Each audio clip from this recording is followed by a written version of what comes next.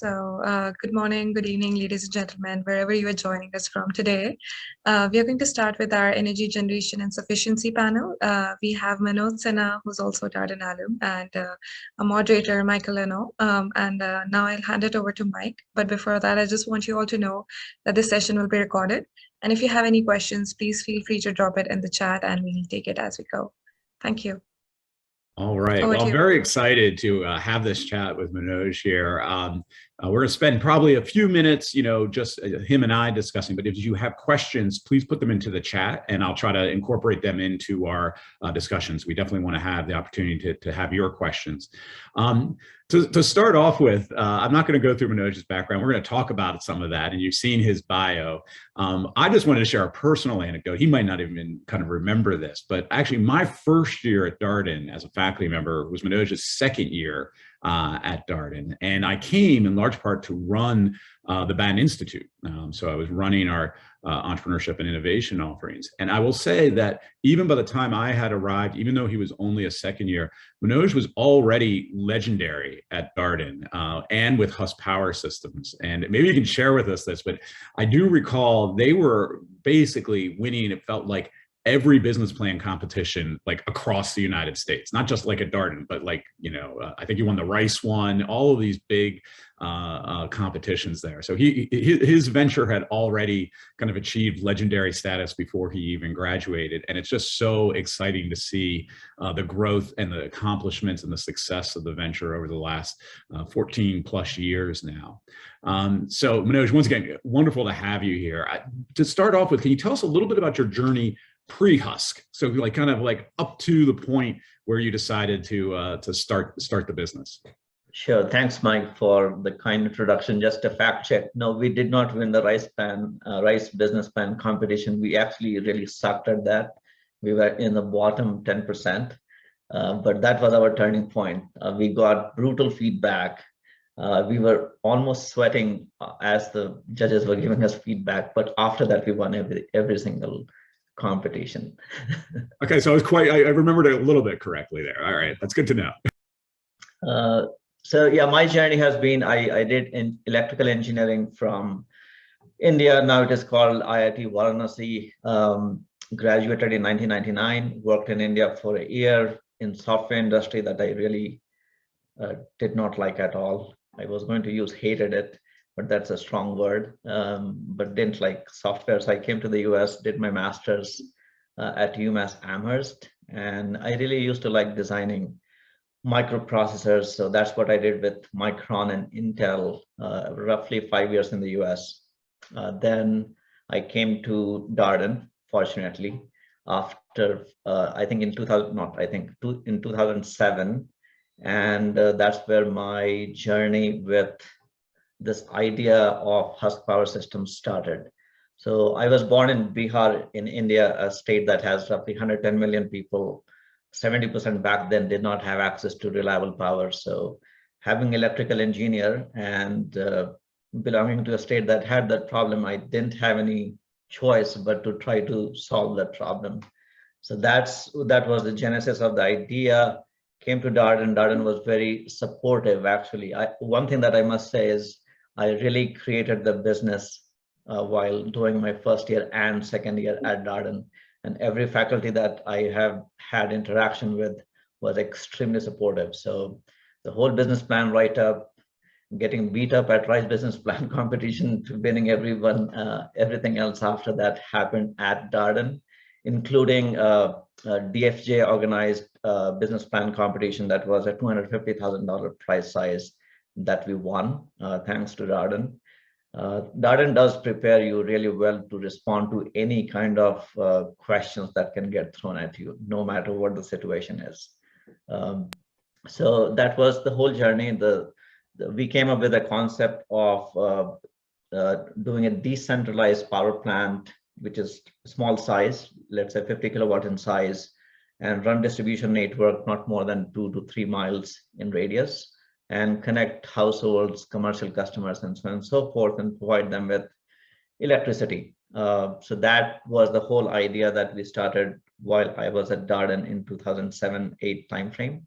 And that's when the whole journey started. But I didn't go and do Husk Power Systems full time right after Darden. Like many of you, I also had Darden loan.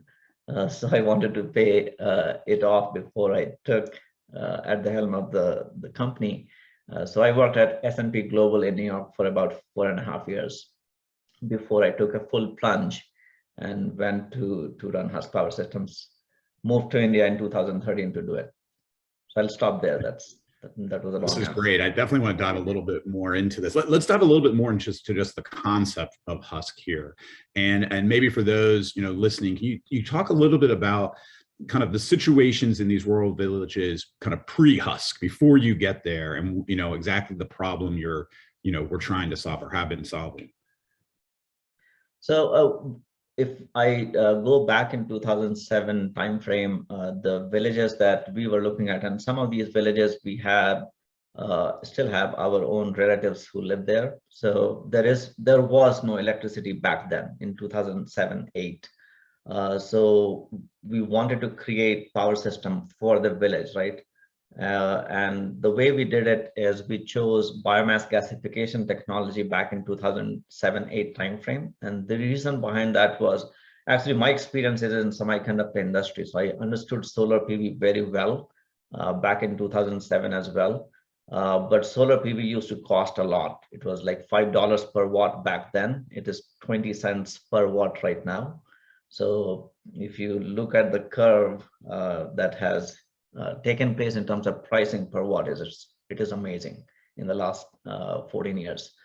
So what we had limited capital, so we really had to find out a technology that is cost effective for the client that we were trying to serve, right? So that's when we found out this biomass gasification system that can use feedstock, which is biomass waste, rice husk in our case, gasify it, clean the gas, run it through a CNG modified engine. CNG is compressed natural gas engine, and drive an alternator, and voila, you have electricity. So it was that. How did you find the technology? I imagine this is when you're like a first year at Darden, you've got this problem you're trying to solve. How did you find the gasifier? Right. So we evaluated a bunch of technology. Like I said, we started actually with solar PV. Then we looked at our pocket or wallet, and we didn't have enough money. So we started looking for other technologies. And gasification as a technology was discovered, I think, even before World War II. So it was there, but it had failed miserably in India context. So we started looking at it again. And what we found was it is the logistics of the feedstock that killed that industry or that segment of the power sector. So that's why we figured out that the Bihar, the state that I belong to, has a lot of rice. So if my feedstock is close by, not more than, let's say, 5 to 10 miles, then I'm not constrained by the cost of transportation. And therefore, the cost of generating electricity would be quite low. So that's how we didn't really invent gasification. It was always there. We repurposed it for a small scale operation and for rice husk to be utilized that was locally available. That's great. And one of the other innovations I feel like you've had is around the business model. Can you talk a little bit about that? Because I think that's fascinating how you make this work from a financial standpoint. Right. So first thing was in India now it has improved quite a bit, but back then what is popularly known as AT&C losses, they call it aggregated technical and commercial losses. What that means is it is majorly theft. Right. So we had to solve an electricity theft problem, and we were distributing electricity to our customers, and that's what we did with prepaid. So we utilized prepaid system that was actually already available for cell phones, right? So not in the US, it is mostly postpaid, but in emerging economies, even in Europe, prepaid is quite common. So that's the concept that we utilize for payment system. And then let me give you a little bit of history. It all looks very shiny, but we have been through a very tough time as well. So We expanded our footprint quite rapidly between 2008 and 2013. We raised Series A round of investments of roughly $5 million. We had a bunch of free capital from business plan competition that we won. So we looked like rock star back into 2010, 2011. We were in New York Times, what have you. 2013, we missed a few things. So customers who were very happy getting 6 to 8 hours of electricity because they had zero, right? Fast forward that to 2013, 2014, these same clients were not happy with 6 to 8 hours of electricity. They wanted 24/7 like we want. That we completely missed. So whatever we learned, I learned at Darden, I didn't apply in the field, right? Customer 101. Then secondly, solar PV that was very expensive in 2008, $5 per watt. It had already dropped down to $1 per watt in 2014. So it was cheaper than biomass gasification already in 2014. So these are the two trends that we completely missed. And then realized that we were losing a lot of money. The business model that we had conceived back in 2008 was not working at all. And that's when I decided to quit my job in New York and move to India. Can you talk a little bit more about that? Because I think, again, I don't think this is an uncommon story, right? We all can tell, like, it was great. We won a bunch of business plan competitions and off we went. But I think the ebbs and flows is more true to the true entrepreneurial story here. So you're working at S&P, you're making this work. You've gotten a lot of accolades, but now you're struggling. How did that, why didn't you just shut it down at that point? What motivated you to kind of reinvest your time and really take a risk here? That's a great question, right? So you have, for no offense to people who are working in corporate world, I had a very comfy life. Like, it was literally 9 to 5, and it was New York City, so it was pretty nice. But the problem that we were trying to address was not solved, right? So the problem, if you step back a little, the problem that I got excited with in the beginning was these 110 million people that did not have access to reliable power in my home state.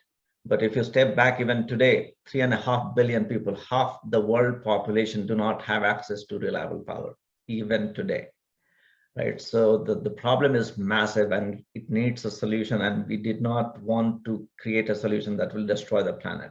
That means we always wanted to be net zero or net negative on the carbon side. So that always remained as kind of a North Star KPI that we did not want to lose sight of. Did our initial hypothesis prove to be not entirely correct? Yes. Did we miss a whole lot of things that were signals to us? Absolutely, yes. So those were management failures, our failures. Those were things that we did not notice that we should have noticed. We should have looked at our marketing and other classes that we took at Darden to do basic understanding of where the customer aspirations are, right? We were trying to solve the problem of last year or last decade when we should be thinking about next decade. So those are the things that we completely missed. And like I said, the North Star KPI that still keep me moving, and I'll talk about that period of time that was extremely challenging, is 3 billion people around the planet do not have access to energy. If you have read some literature, GDP per capita is directly correlated with energy per capita, right? So it is directly related to economic well-being of the people, and in the process, you don't want to destroy the planet. So those have been our North Star KPI that keeps us going even when we really hit a pretty bad patch, which was existential crisis for our company between 2013 and 2015. You talk a little bit about some of those secondary impacts, because I think that's a fascinating part of your story about your systems create entrepreneurial opportunities in these communities that you're building. Right. So like I said, we changed pivoted our business model from doing this 6 to 8 hours of electricity, mostly to 90% to households, very little to commercial businesses, to 24/7. So we actually brought in First Solar as an equity investor in 2014. we changed our technology mix to now we call hybrid mini grid system that has solar PV, batteries, biomass gasification system that can do 24/7, 3-phase.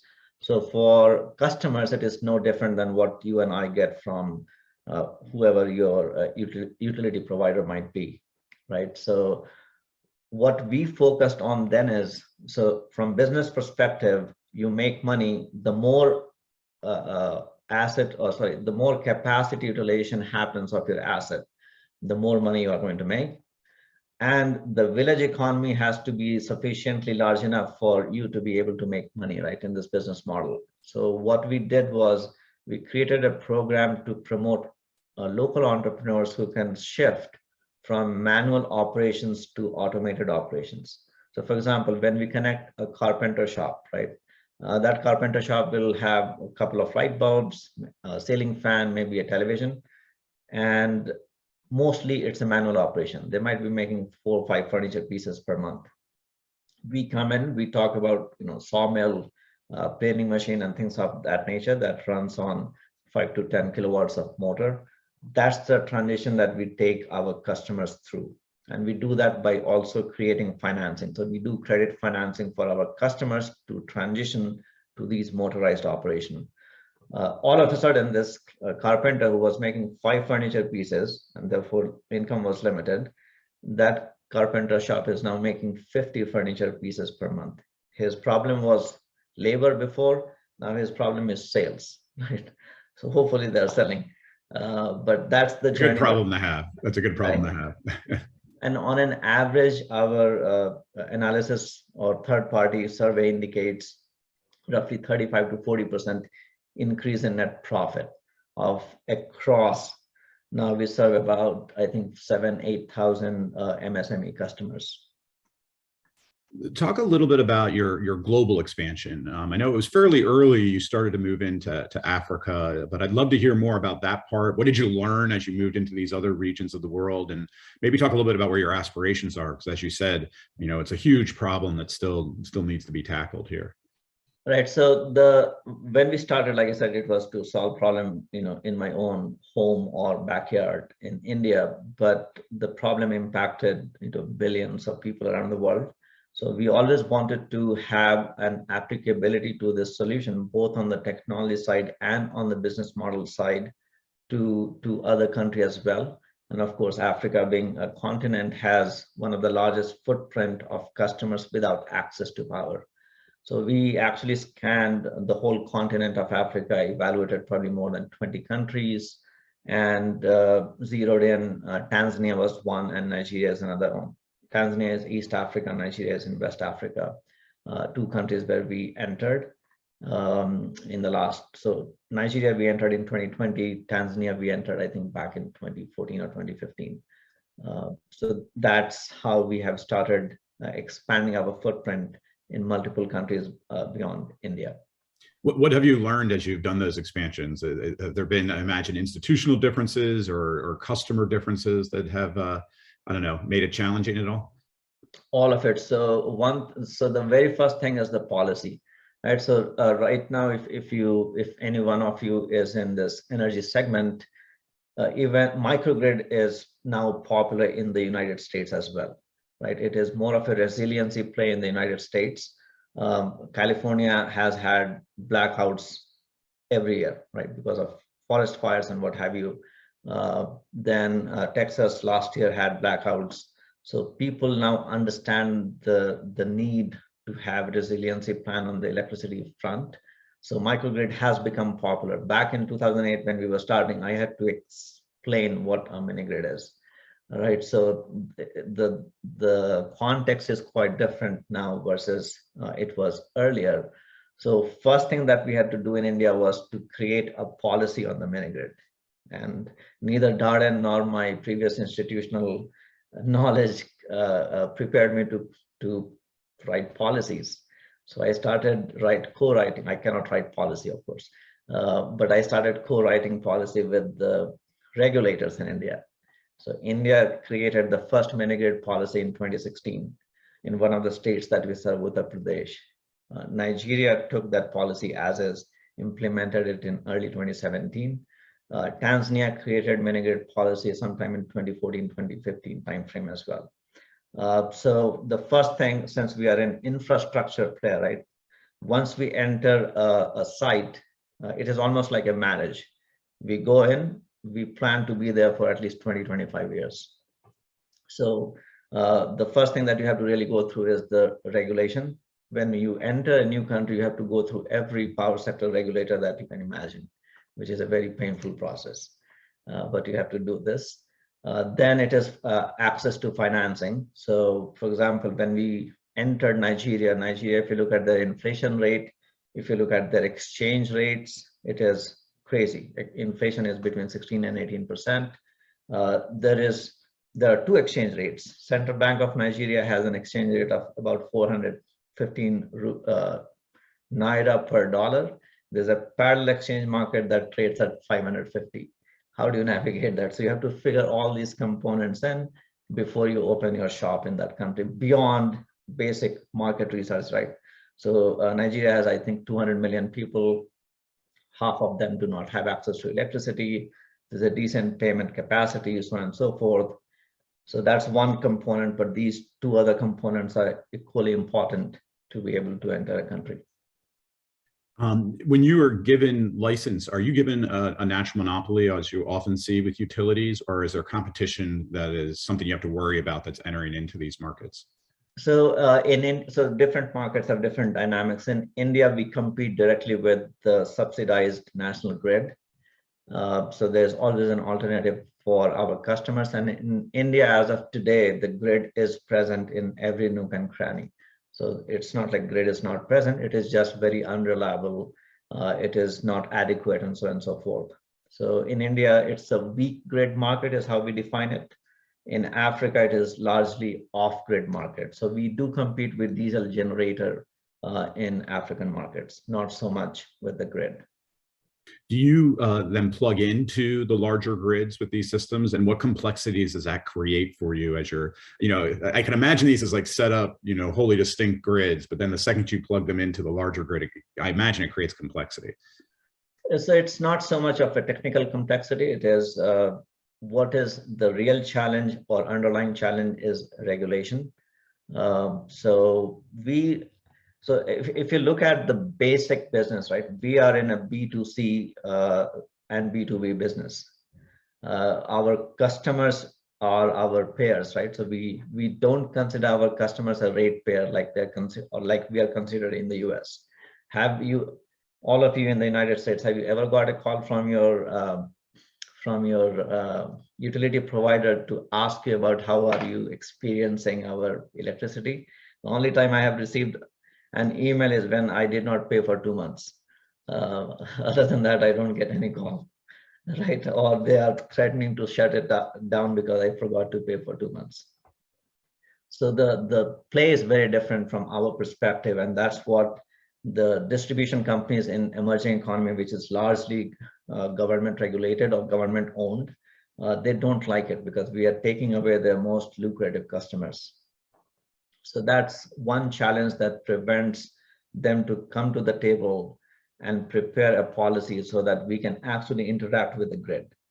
Eventually, future of energy system in emerging or a developed economy will look like these interactions.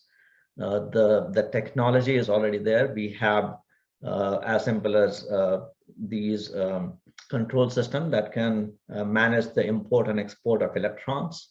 There are a lot of companies that are working on blockchain, so you can actually track which electron came from what location. So technically, we are already there. It is only going to be the regulatory framework that needs to be changed, and maybe I'll work on that too in the next 5 years to make those changes. I gave a long-winded answer, but the main bottleneck is regulation. Just to push a little further on that, I mean, I think this is fascinating because I've been an advocate that if we're going to make real progress with renewables in the grid, we have to think about distributed generation and think about kind of bilateral exchanges with producers and consumers. Everything from solar on your home to microgrids in communities and commercial, buildings and the like. Have you all thought about moving into markets like the US or Western Europe, maybe more established grid systems? Because it sounds like you guys have maybe some expertise here that is going to be needed if that future is going to be realized. So as a company, we still want to focus on this is going back to our vision that we created, right? And we have not deviated from that vision of really serving the rural population of the world. Can we serve the United States market? Yes, technically it's not a challenge. The grid is much stable here, so interacting with the grid is much easier in the United States than it is, let's say, in India, where the grid is unstable. Do we want to come to the US? I will never say never. That would be a disaster. But our vision that we have and North Star KPIs that we follow from our heart to our mind is still in the rural parts of the world. On that last point, which I think is really an important part of your story, you know, we talk about social entrepreneurship, and I think your firm is a premier example of this. But I always point out, like, it is a for-profit entity too. It's not a nonprofit organization you're running here. Given that, how do you think about those North Star goals and things like growth, and how do you balance perhaps when those come into conflict with one another?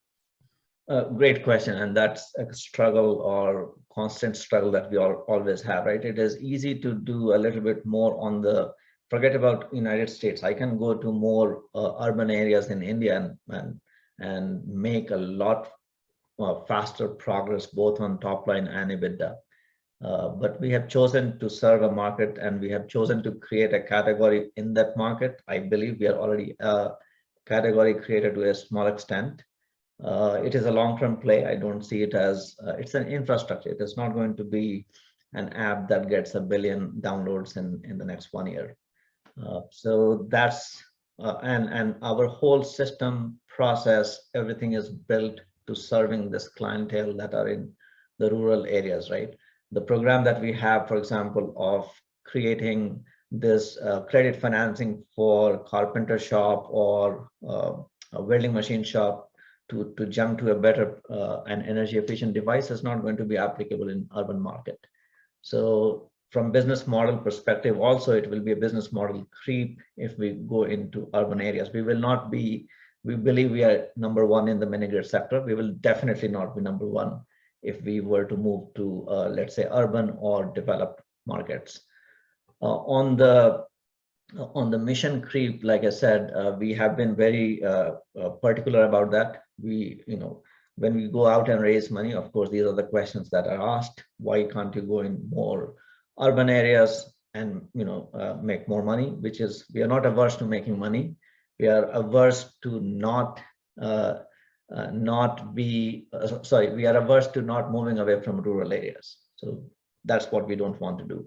In terms of EBITDA margin management, we are as ruthless as any business should be. Our prepaid meter, for example, has pricing that changes by time of the day. Solar PV is the lowest cost equipment energy provider.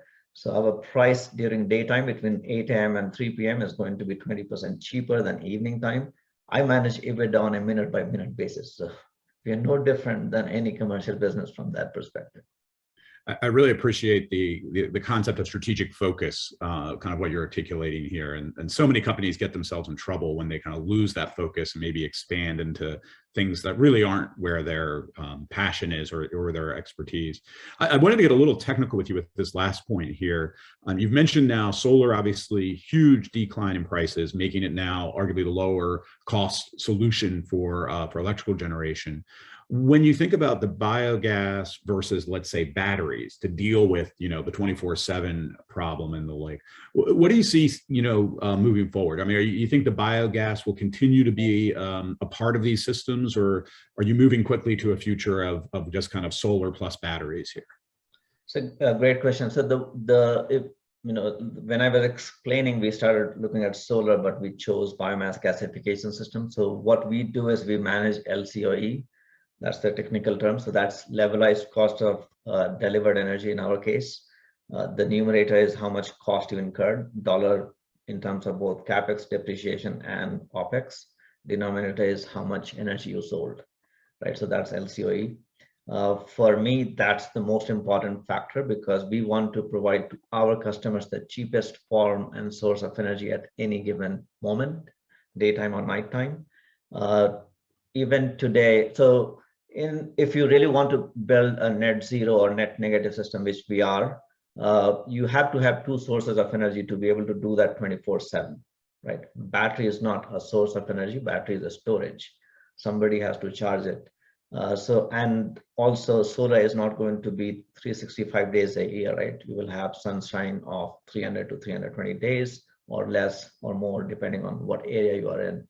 So biomass gasification till date is still cheaper than other second sources of energy that we can use at this scale.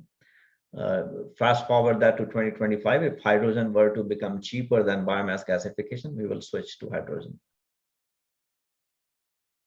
That's fascinating. Any bigger predictions, just more broadly, for where our future of electrical generation is going? From generation perspective, we are still to maximize our effort on solar and wind, right? I think they are going to remain dominant in expansion. From a second generation source that can handle these intermittent nature of solar and wind, I think hydrogen is going to be the second dominant source of energy. Natural gas is controversial these days. It is not net negative. It is not as bad as oil and coal. So natural gas, I think, is a good transition mechanism. It is quite low cost wherever it is available. So I see solar and wind dominating in terms of energy ecosystem from renewable sources.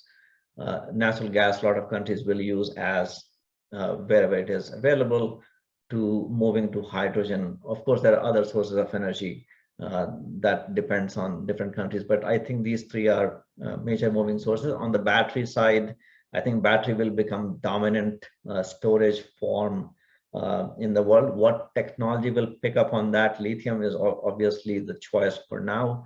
I think the flow battery still hasn't really shown the success like lithium has shown so far, but I believe vanadium or some form of other flow battery will become a dominant source. So battery, I believe, will become one of, probably all of us on this call will have a battery at our home along with solar on our rooftop. I want to encourage people again, if you have questions, please put them in the chat here. Good, I see some coming through. But before I get to that one, Manoj, I was just curious, we talked before about India and abundance of coal, not an abundance of like natural gas and some of these other alternatives. How do you see it playing out in a place like India, where you have this natural resource in abundance and is relatively cheap? But again, you know, if we're going to deal with climate change and like we really need to move off of something like coal. Right. So at COP26, I was a little bit sad that, you know, my own prime minister committed to net zero. That was a positive thing, but negative thing, it was net zero 2070. I think we can do much better than 2070. So the transition towards net zero has to be accelerated. And India has done a phenomenal job on the solar push. We are already at, I think, 45 or 50 gigawatt capacity. India's total country level demand is roughly 200 to 220 gigawatts. So we are at 20% from solar, but it is intermittent. So coal still forms the base form of energy for India. I think solar needs to be pushed even faster, which actually the country is doing. Hydrogen has been embraced on a national level now. So there's a policy coming up on the hydrogen. And battery will form a very, very, very important component of making the whole grid stable, right? Because of intermittency of solar and wind, your grid can become unstable. The frequency creeps up and voltage can fluctuate. So the battery is a shock absorber, right? So battery can absorb excess energy that is produced at any time, or support the grid when there's a reduction in production of energy from these sources. So with these plays coming in, and fortunately during this budget that was done only a couple of weeks ago, hydrogen and battery were major push area for India. So I see that we will beat the 2070 goal. I at least as an entrepreneur, I think we can. And all of us, whoever wants to be in the energy sector in India, we all have a chance to shape that curve for India and therefore for the world. I'm curious, you mentioned hydrogen a number of times. What's the feedstock to generate the hydrogen? What's your thinking on that? Good question. So I don't know enough to make a comment on how and which will succeed. All I know is hydrogen is on its way to becoming cost effective. I don't know the back end technology on how they're going to produce. Yeah. We have a question here about as we see kind of rapid urbanization, not only in India, but other regions of the world here, how does that mix with kind of your thinking about the rural markets and the opportunities there? And I think we can think about it both from kind of Husk Power Systems business model, but then also from this broader question of sustainability. So urbanization, the way I have seen development in India or now in Nigeria is the rural areas they have more infrastructure, right? They have access to better even internet now. So I haven't seen actually a net migration out to the cities in larger droves than they were 10 years ago. In fact, I see the more things that are available to the rural areas, so electricity, roads, and data. I think the net migration out to the city is going to only reduce in at least countries that we have been serving, that is India and Tanzania and Nigeria. Interesting. So I'm going to pivot here a little bit and talk more about your career and the trajectory you have. And I know this is of interest to a lot of our students. Born and raised in India, you come to the States for education. You've largely now stayed in the United States, but you've been running, obviously, businesses and growing them in India. Any advice in thinking about that dynamic of, where to locate, how do you work, with your home country, your choices to live, you're living in Fort Collins now, rather than India. Maybe just share a little bit of your thinking and dynamic, or any recommendations that you have. Yeah, so back in when I came to the US, that was August of 2000. So I've been here for 22 years now. My goal at that time was to get education because I wanted to work in semiconductor industry, and it was not really available back in the days. For people who are already here, India is a very different economy right now. Do you have to work in the US and do like I'm doing? It is painful, by the way. So I set myself up in the US for 10 plus years, and to move everything, in one go to India was not easy, especially because I got married in 2011, and my wife is a physician. She's a doctor. She's a partner at a practice here. To move both of us to India would not have been a natural choice. So I was constrained because of that. If I were single, I would have moved to India full-time and not stayed in the US.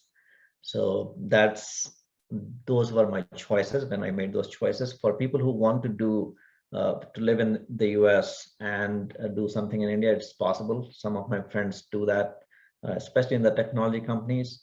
As you know, so between 2013 and 2020 or 2019, I used to travel more than 150 to 200,000 miles every year. That was very painful. Thanks to COVID, I have not traveled for the last 2 years. So what that means is, one, maybe I'm redundant. People don't need me at my company. Two, it makes, so now we have accepted this methodology of working remotely, right? You don't have to work in the same room for doing everything. And that's the new trend, right? We have accepted that and we have made it work for us. In our case, two countries of operations are Nigeria and India. I'm on call starting 6 a.m. my time, and it works. So that is also a working model that I have seen working quite well, actually, thanks to COVID. So both can work. In terms of really exploiting and understanding your customer, you really have to be in the field with your customer. There is no alternative to that. So the mistakes that we made back in 2010 or 11 was that we were not connected to our customers because we thought they have this requirement of 8 hours of electricity.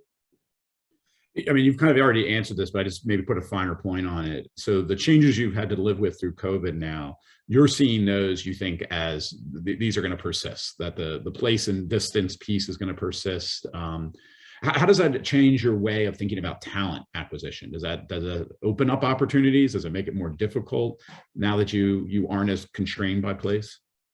So I think it opens up more possibility. Like, for example, we were making some organizational changes, and one of the finance guys in Tanzania, we shifted him to Nigeria without physically shifting him to Nigeria. So it is unacceptable that all of us as human beings, right? Human beings, we are driven by certain patterns that we have been accustomed to. We have, I think, accepted this new paradigm, and it works. Our tech team is spread all over India. My IoT person is in Chandigarh, my software person is in Kerala, the other person is in Delhi. It all works. Well, that's great to hear. Well, staying on the theme of kind of career advice, we have a question here about the energy sector. So what recommendations do you have to students? And there's quite a few students who are really interested in either sustainability or the energy sector. You made your own way. You started and founded your own firm. What recommendations do you have for students? So what I'm seeing from the market, this is the best time that you can be in climate area, right?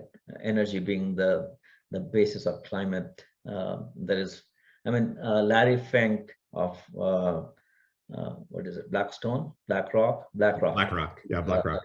Made a big statement that there will be a unicorn there will be so many unicorns in climate change that you cannot even count that. I think something of that nature.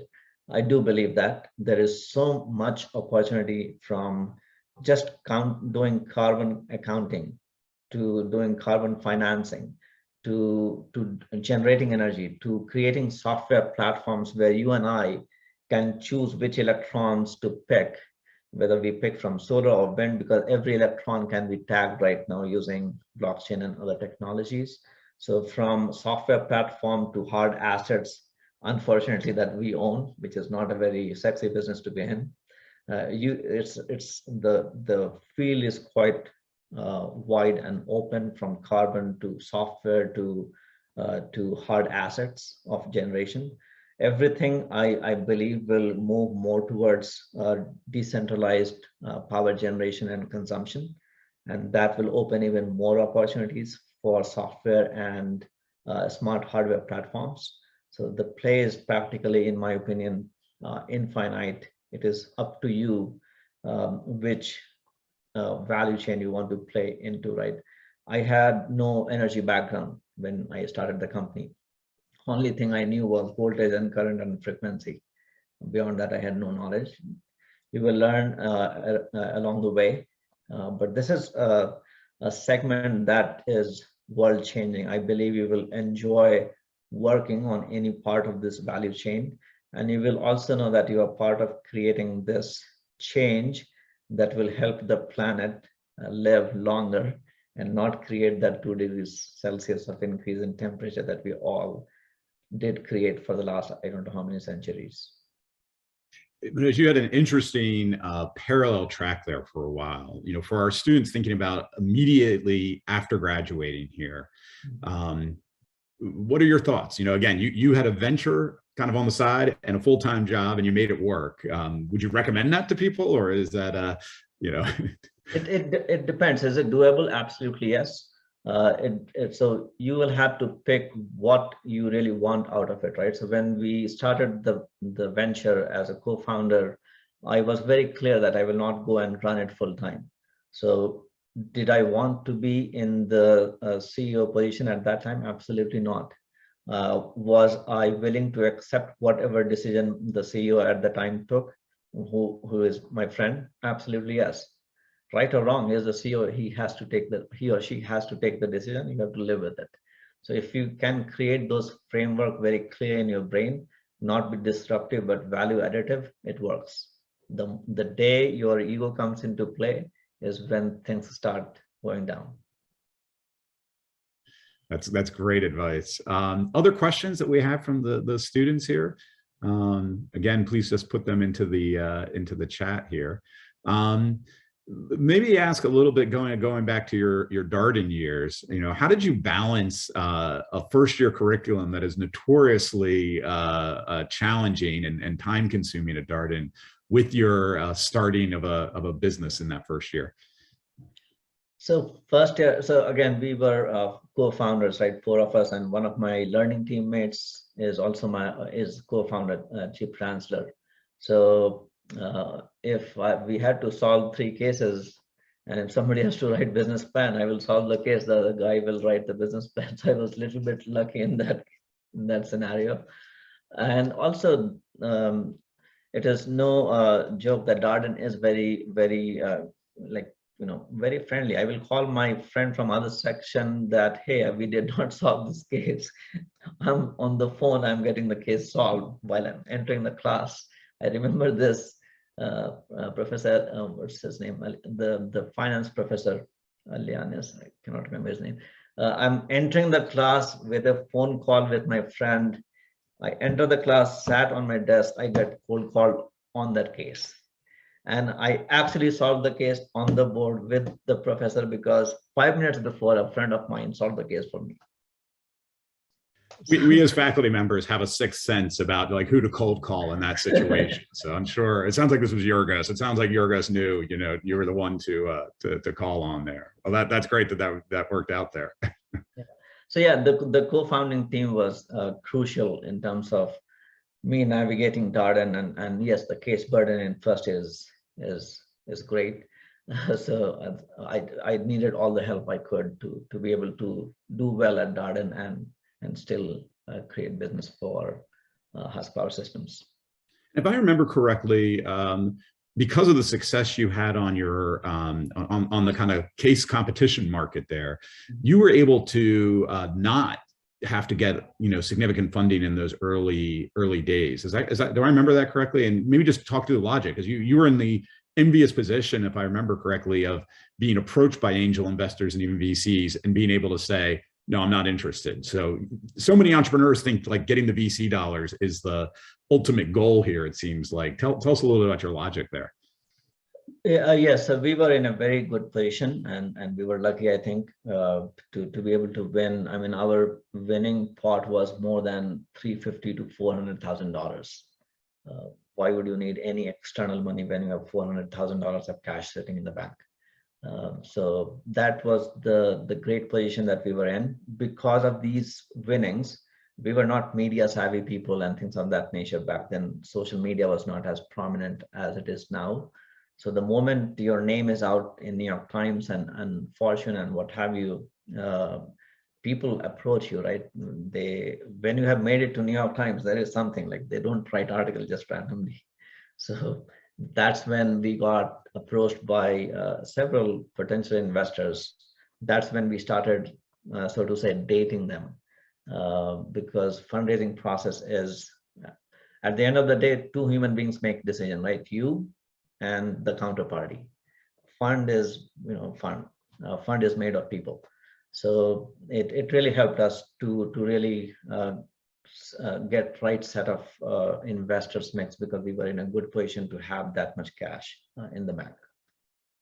Yeah, I think that's a great point about it needs to be a marriage here at the end of the day. You don't want to just take money because it's available to you. You got to look at who's providing it, what else they're providing to bring to the table. Yeah. I do have a question here from Alex about what keeps you up at night with respect to the business side here. What are the things that maybe are stressing you out at this point in time? So at this point of time, right? So we have been in the business for 13 years now, and we were a category creator, so everything takes longer than expected. But now we are at a point where we do have tailwinds. So now we, like last 2 years compounded, we grew like 60 to 70%. Now we are trying to get to 100 to 120%. How do you accelerate your growth for the next 5 years from 60 to 90 to 100 is non-trivial. We are at roughly 450 people team strength. We are going to triple that number in the next 2 years. How do you keep the whole team, as a founder or as a founding member, you create a certain culture and core set of values. and it is our job to communicate that and make sure that the culture prevails. That culture is going to not be easy to prevail when you triple your team member, right? And third, these days is India is producing a unicorn a week. And that's not a joke, it is unicorn a week. That means everybody is in the market chasing the next rocket ship. So the retention becomes that much more challenging in this environment. So how do I retain all my top talent from engineering to marketing to sales to finance? You never know who will write a resignation next day. So if you want to grow a company at 100% or higher, and you cannot bring new people every single year, right? That will be a showstopper in terms of increasing the growth rate to that level. So those are the things that keep us awake. We have just embarked on a fundraising process of more than hopefully $100 million, debt plus equity. That's a new challenge. So that doesn't actually keep me awake at night. It wakes me up at 4 a.m. in the morning. Literally, that's what happens these days. That's great. Well, on this theme of the kind of the unicorns here, I missed a question here about electric vehicles, and I'll just put my own 2 cents in here, which is I think this transition is happening. I think it's happening perhaps quicker than a lot of people realize. One of the results of that, of course, is going to be a massive increased need for electrical generation to charge all of these cars. In particular, I'd be curious your thoughts for India in particular. What are you seeing in terms of electric vehicles, and how does that impact what you're doing and what Husk is trying to do? So, EV segment is still in nascent stage in India from my vantage point. Actually, the chairman of my board, Brad Matson, he has also joined as a chairman of a board of an EV company. So I have a little bit more knowledge because of that.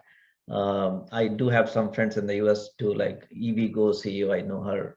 So I have some understanding of EV segment. India, to what I remember, sells roughly 25 million two-wheelers every year. 25 million, that's all petrol powered, right, or gas powered. That market is shifting rapidly towards electric. So Ola Electric is one example. Of course, they have big balance sheet, they have big everything, but I know a lot of companies that are trying to get into this segment very rapidly.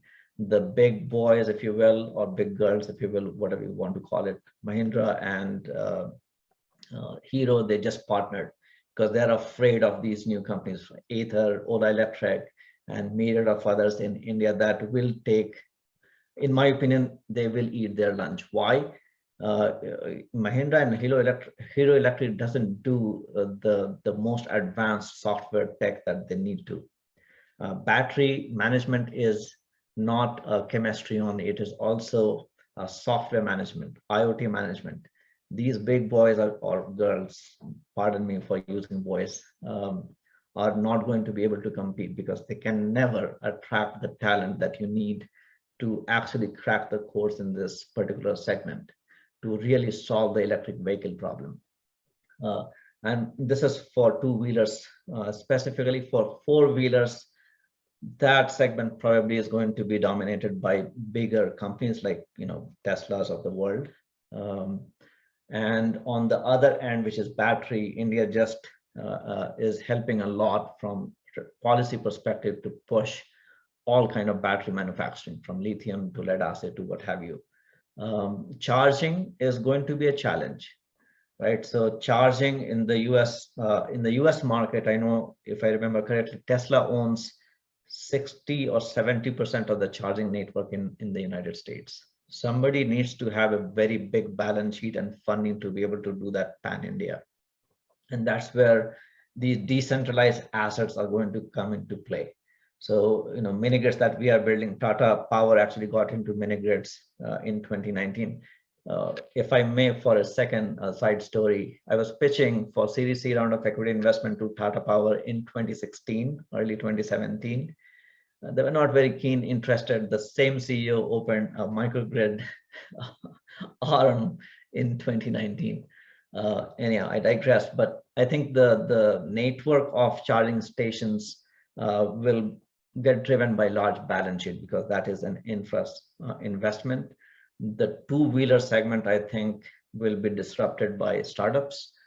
Commercial segments also, like these, in India, we call them tempo and things like that. These are small, these are not trucks, these are small commercial vehicles that does logistics between city to city or town to small villages. That is also going to be disrupted by startups. So that's how I see India EV segment playing out in the next 10 years. And I would imagine that's going to, again, create demand in these more rural villages that you're installing your systems in, for both those who live there, but also those who are traveling there and then need to return to wherever they're coming from. Manoj, we're almost out of time here. So for our last question, any final words of wisdom to our students here as they navigate their time at Darden and beyond? Career advice or something that you wish you had known back in the day that you know now that could impact some wisdom on parts of wisdom on them. So it's February of 2022. Second year, so you have about 4 months now or less to enjoy your time. This never comes back. That was one thing that I did, but more towards April. I should have started back in Feb. So that's one advice. If you are really interested in the whole climate and energy space, there is no better time to get into it. But now there is a dearth of knowledge, there is a dearth of talent. If you enter now, this is like entering at the ground floor, and you will go very, in my opinion, you can go to the C-suite very quickly if you get into the elevator on the ground floor now in the energy segment as a whole. And for those who are willing to take risks, so one thing, I took risk, right? I started a company. Most of us, because of these loan burden, etc., we don't think of taking that risk. Every person has his or her own appetite to taking risk. That I was conservative. I come from middle class family and so on and so forth. I could have plunged into Husk even earlier. I didn't. Take risk. If you're willing to go out with your mind open, with understanding of what kind of risk you will get into, the career is a 30-40 years career in front of you. Don't be afraid of taking calculated risks now. I think that's a great advice and some great way to end there. Thank you so much for joining us and for all you've done and representing Darden so well out there in the world. Just can't tell you how much we appreciate you, Manoj, and for making some time for us on a Saturday today. No, thank you very much. I appreciate it. And thank you again to the organizers here. This has been a great event. I know you have some more events still yet to come, but very excited to see us having this conference. Thank you, everyone. Have a good day. Thank you, Manoj. Thank you, Mike. Thank you for your time. It was a great discussion. We hope you have a great rest of the day. Thank you. For all our audience members here, we'll be starting with our Careers in Entertainment Beyond Bollywood panel in a bit. You all can take a quick break and we'll soon let our speakers in. Thank you.